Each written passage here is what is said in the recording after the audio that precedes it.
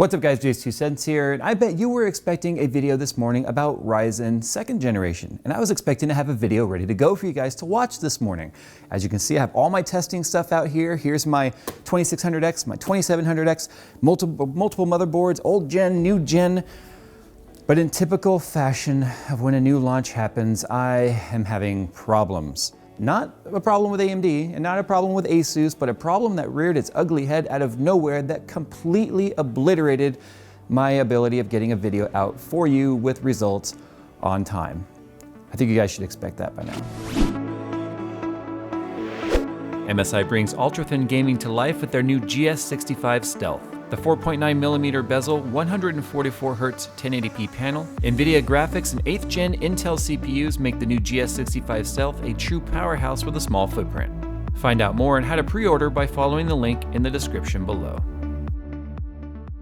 So the reason why I'm making this video rather than just powering forward is because when I explain to you the problem and I show you what's happening here, you'll understand why I wasn't able to get these results out on time. And I owe it to AMD, with all of their hard work going into the Ryzen platform since last year, to give them a review that is reminiscent of what the buyer is going to actually get.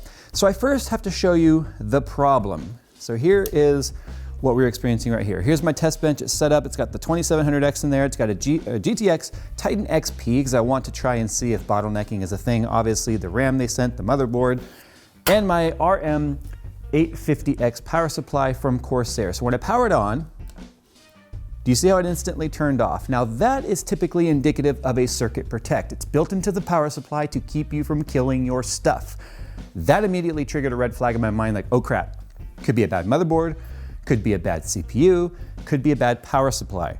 Knowing I've used this power supply in other builds, I didn't start there.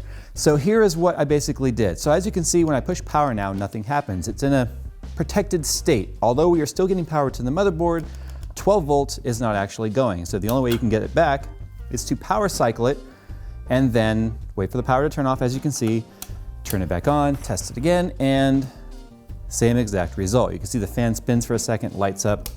So what I would normally do in this case is start removing things from the system, removing USB, seeing if that solves anything. Wait for the light power to turn off, because until the power actually drains out of the caps, the board will not reset. Power's been off to the power supply now for like 10 seconds. That's how much power these caps actually retain. There we go.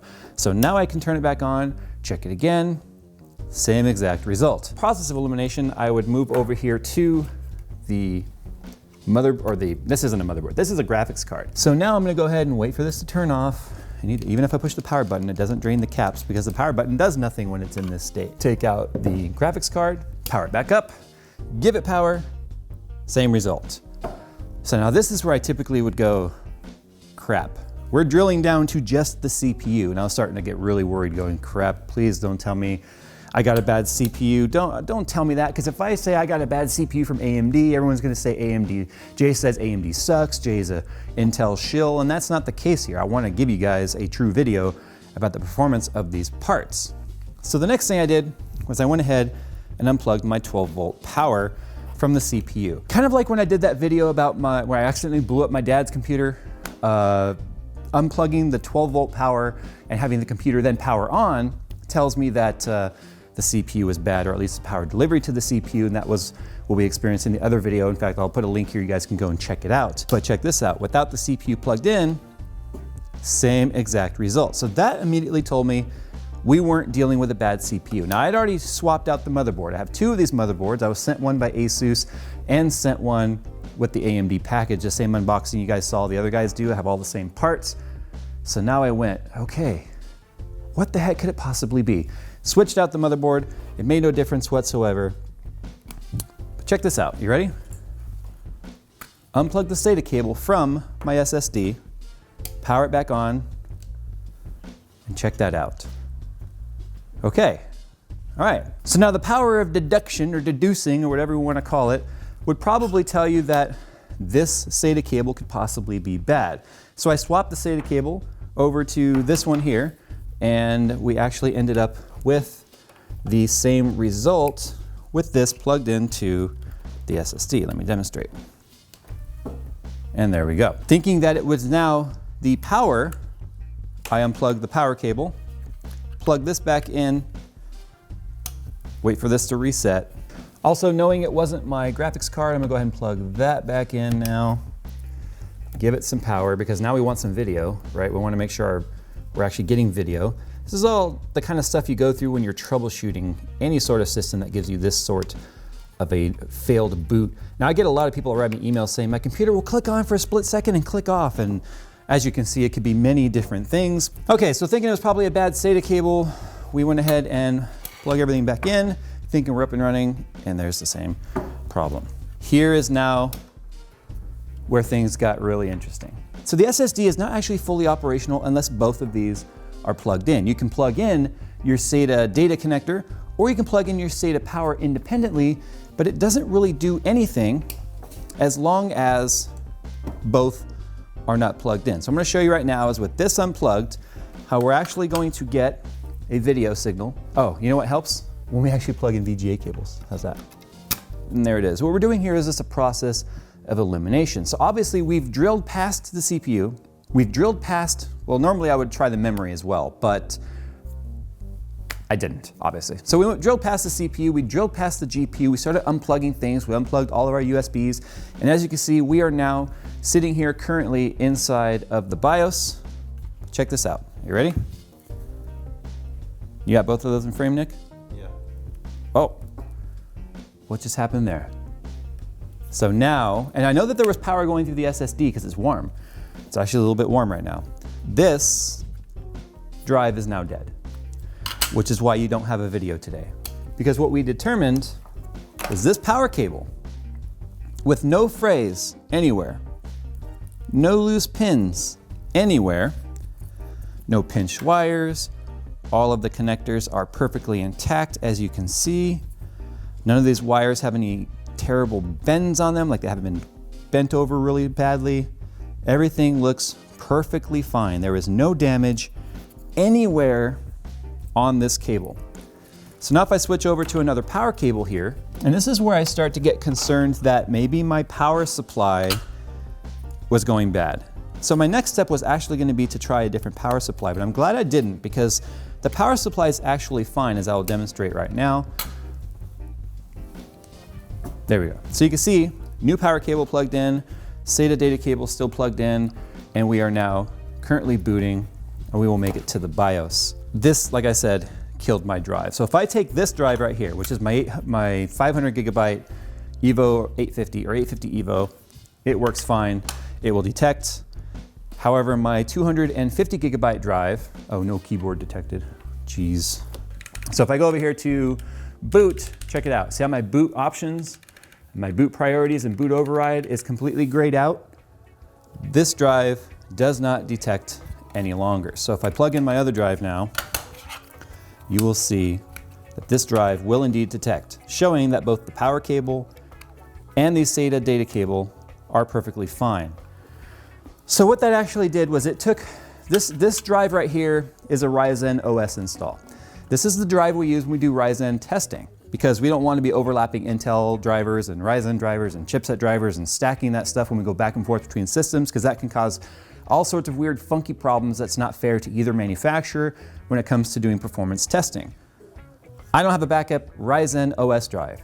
And considering the fact that I would have to then reinstall all my games and stuff because I'm an idiot that put all the games on the same install as this, because again, the game installs, based on the OS, and I want to keep everything simple. I never cloned this drive again or did an image of it. So now that means I have to reinstall Windows 10, I have to reinstall the 2 major updates, I have to reinstall all the security patches, I have to reinstall all the games, all the drivers, and there's no way in heck that that was going to actually be done in time. So you can see right here how it's saying reboot and select proper boot device. That is because this drive has no OS on it. So if we reboot, you'll see this Evo drive shows up. See, there it is right there. Samsung SSD Evo 500G. So this drive, unfortunately, now is about as good as a doorstop, and it's even too short for that. So it's good for nothing now. Unfortunately, this Corsair power supply cable killed it. I'm lucky it didn't kill that drive because I did try a boot with this one, but I think the repeated testing eventually just took its toll on the SSD. But the reason why I don't test this stuff way in advance is because I've been doing this for almost 6 years now, and I have learned that there are always last second UEFI updates, BIOS updates. I think there's even a AMD storage update that had to go live at the last second. And in fact, one of the tools that was sent over by AMD that's part of Ryzen 2 and some of the stuff that's built for that was updated yesterday. Yesterday. Meaning a lot of the testing we would have done up until now would have to be redone. So I no longer will bust ass to try and get this stuff done early to accommodate a 6 a.m. launch. I will wait until, quite honestly, the last minute and be late. That way I have the most up-to-date possible drivers and software and BIOS and all that stuff.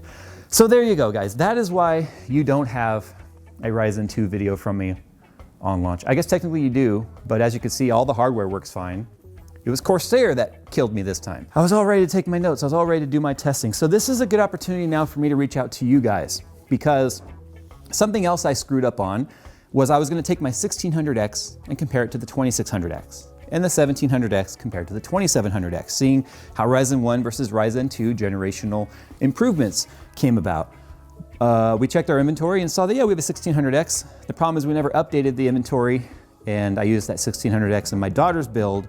So I have a 1700X and no 1600X. So now I've got to buy that, which means now I can do my side-to-side comparison. But what I want you guys to help me with is, what kind of testing do you think we should do? What I planned on doing was testing things like Cinebench, Geekbench, doing Blender, stuff like that, to compare old gen and new gen. If I just give you a new gen number, that doesn't really give you anything to compare. I mean, obviously, if you want to buy a new CPU and stuff, go with the latest and greatest if you can afford it. But I wanted to kind of talk to people who are considering upgrading from Ryzen 1 to Ryzen 2, kind of like the old Phenom 1 and Phenom 2 era, where people were really concerned of whether or not they should update. So I was kind of wanting to go that route. Of course, I was going to do game testing, check for things like bottlenecking, extreme high FPS 1080p gaming on like 200 hertz panels, which exist now, to see if we actually are getting any bottleneck improvements or any sort of improvements in total max FPS. So that's where I need you guys to chime in. Tell me what you want to see, and now I have time to hopefully do that. So I'm going to get started now reinstalling this OS and all the drivers and all the updates and all the games and stuff, and that's going to really suck. So don't take pity on me. I don't. I mean, this is my own doing, I guess. It still sucks though. All right, guys, we're going to go. Thanks for watching, and I'll see you in the next one.